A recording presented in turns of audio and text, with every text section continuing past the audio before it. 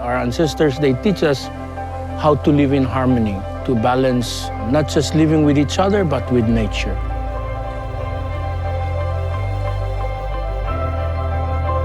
As island people, our lives depend on the health of the environment.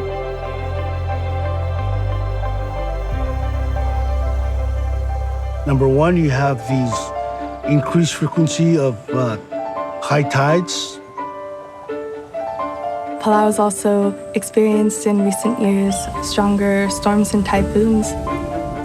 And right now, when you see Palauan ecosystem, it needs help.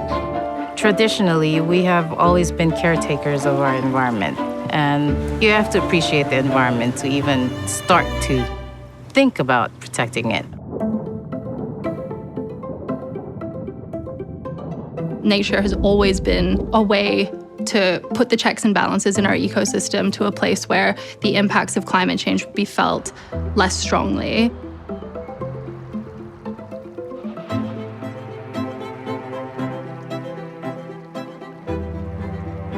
This is what a harmonious approach to climate change mitigation and adaptation could look like.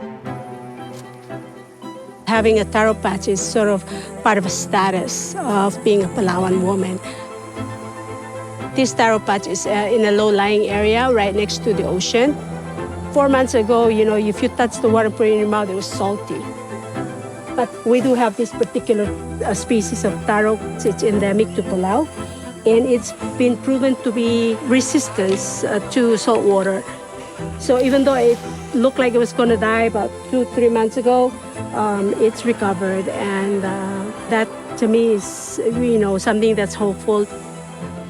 This hope for tomorrow can be better is what sustains us today.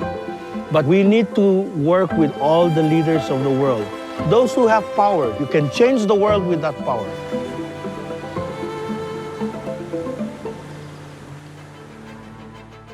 There's no other company out there that has tracked and documented and reported on the changing planet as accurately and as vibrantly as the BBC has.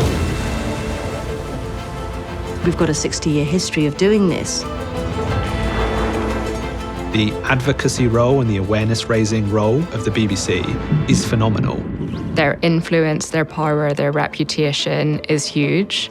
And they have the potential to drive change at every level in society.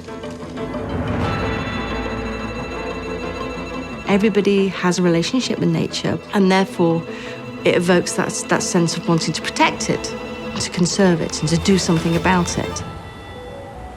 It's absolutely essential that our business is actually acting in line with the kind of virtues that we're espousing through our programming.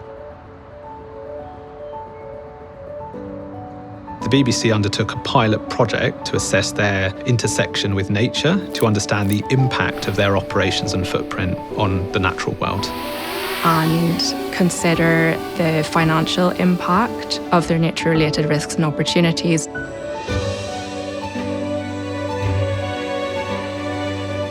TNFD is a really important tool for helping get board-level awareness of nature-related issues. And so we worked with a team of experts to say, what are we going to do about it?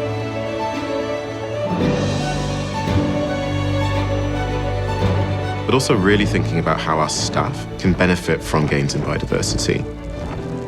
And we've decided to couple that with net zero.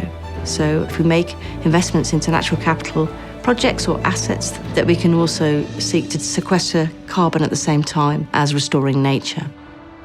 Everybody at board level, yes, they may want to make money, but they also want to leave a legacy. It's quite low risk to replant a forest where a forest used to be, and you're never going to regret that.